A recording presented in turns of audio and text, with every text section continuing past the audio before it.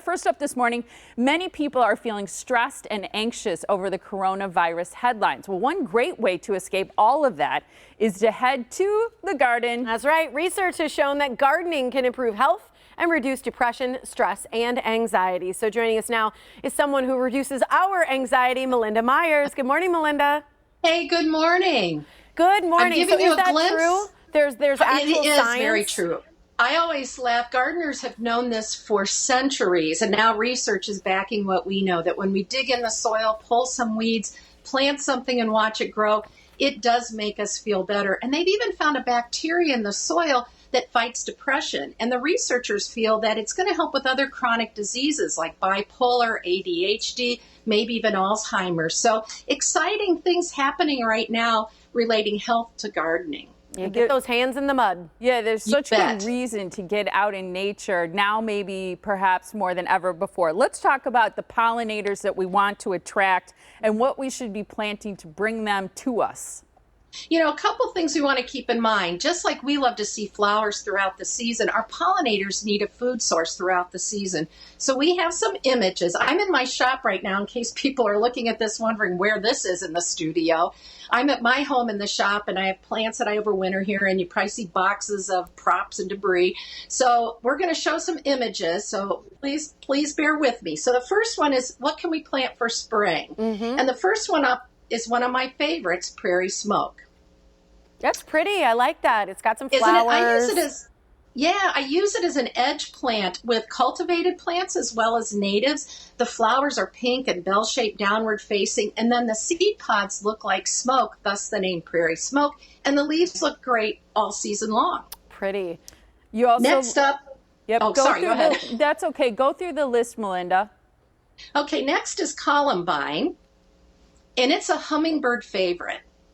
Our native Columbine really reseeds readily, so you'll have plenty of plants to create new gardens or to add to the compost pile.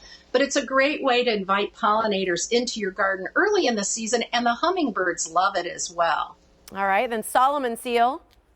Great for the shade, because one of the concerns that a lot of people have is they've got a big street tree or mature trees in their landscape and they don't have a lot of sun. But Solomon seal is a great native. A lot of us grow the cultivated variety with a little variegation. But white flowers in the spring, red fruit, don't eat them, and great yellow fall color. So 3 seasons of interest from this plant. And the other spring bloomer that you like is the false blue indigo. I want to read through the summer ones so people can be planning ahead. Perfect. Then we can touch on fall and some of the ornamental grasses. But for summer, it's the Culver's root. You mentioned a nice clumper, so it's a good one, and it may flow up in clay soil, so give it a good neighbor to support it. Okay, then the rattlesnake master. Then we have, is it the wild quinine? Right, good for pollinators. About 50 different pollinators feed on this one. Then the flowering spurge. Looks a lot like baby's breath. Yeah. Looks great with, isn't that pretty, Prairie Doc? Beautiful. Butterfly weed, and then the meadow blazing star. One of the best monarch nectar plants, actually. So will that actually bring butterflies and monarchs to your yard if you have those? Exactly. So all of these are good nectar plants. So the monarchs need the milkweed for the caterpillars to feed for reproduction, but they do nectar on a lot of different flowers. So having a variety of food sources, especially as they migrate through in the spring and early summer and the fall, is really important.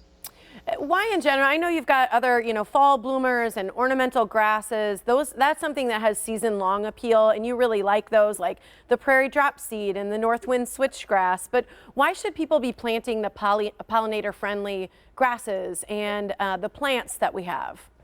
You know, we depend on pollinators for our food, medicine, fabrics, and so without them, I think it's, a third of every bite we take. It depends on a pollinator, but we depend on them for other things as well. So if we lose the bees, our native bees, honey bees, even beetles and flies are important pollinators. And if we lose those, it's going to have great impact on the food we eat, clothing we wear, medicines we need. So we can help keep them healthy as we're working on our own health and well-being. You also suggested we change our habits if we're going to support pollinators. How so? you want to put the pesticides away. There are a lot of organic, more eco-friendly products, but what I find is I use very few chemicals in my garden. I do use a few horticultural oils, like Summit Year-on Spray Oil or insecticidal soap. But I find if I wait, a lot of the predators, like lady beetles and praying manads and walking sticks, come in and eat the bad guys for me. The songbirds really help manage. I have a hummingbird feeder, and I'll watch the hummingbirds munch on the aphids on my plants as they take a sip of nectar from the feeder. So they're helping me not only improving the view in my garden, color and motion, but they're also helping me by eating some of those bad guys that are attacking my garden. And we're out of time, Melinda, but I want to just mention that the transmission company really is kind of creating this right of way for these pollinators, and that's super helpful, right? You bet. First ever pollinator power model in the country, looking at where there are gaps in the pollinator habitat and food and where there's some good sources, and they're trying to fill in the gaps under their 9,800 miles of transmission lines. That's why I'm so excited. And on their Grow Smart website, we have lots of videos and information to help you select plants and take care of them. That's wonderful. Thank you so much for joining us, Melinda. Thank you. All right, and you can get that Help Pollinators by downloading the free ATC Grow Smart Pollinator Guide with a list of pollinator attracting plants at the website on your screen, which is atc-growsmart.com, and then plant some in your landscape this year. I love that. Yeah. Adding a little color and bringing in the pollinators. True.